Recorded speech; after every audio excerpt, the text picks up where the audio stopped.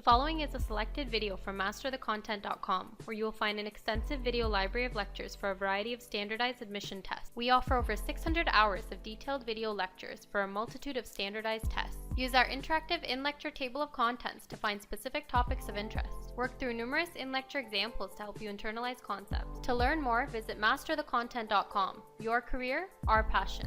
Here is we're going to look at first the treatment of an alcohol or an acid chloride with an alcohol, which is the first or one of the methods to prepare an ester, and then we're going to move on and see how we can do so or perform the same reaction using an anhydride instead. So in this case, when we're using or preparing an ester by reaction or the reaction of an acid chloride with an alcohol, the first step will be, again, a common theme, a nucleophilic addition step. Remember, that's why I told you the nucleophilic acyl substitution reaction is very important. It's pretty much what this entire lecture is about. So what happens in this case is that our alcohol will react or add to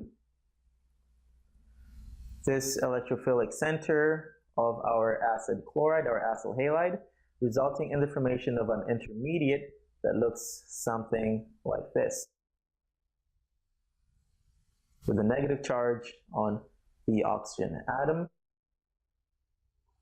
and our alcohol is then added to the structure to form an intermediate that looks something like that. That's the first step. We're talking about a basic nucleophilic.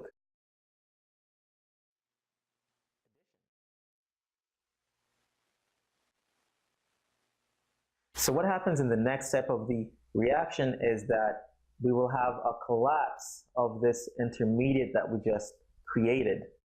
And that collapse will actually restore the carbonyl group and eliminate the chloride ion. So a pair of electrons will come down from that oxygen to restore or reform that carbonyl group. And then this chloride ion that we have right here will actually exit or leave with this pair of electrons right here, resulting in the formation of yet another charged intermediate that looks something like what I'm drawing at the bottom of the screen, carrying a positive charge on that oxygen atom right there. And that's pretty much going to be our second step. So it's an exit of our leaving group. It's an elimination step. And what happens next is very simple. The chloride ion that just exited or left the structure will then come along and then abstract or remove a proton. I'm talking about this proton right here. And that pair of electrons will migrate or move to that oxygen, essentially resulting in the formation of our final product, which is an ester.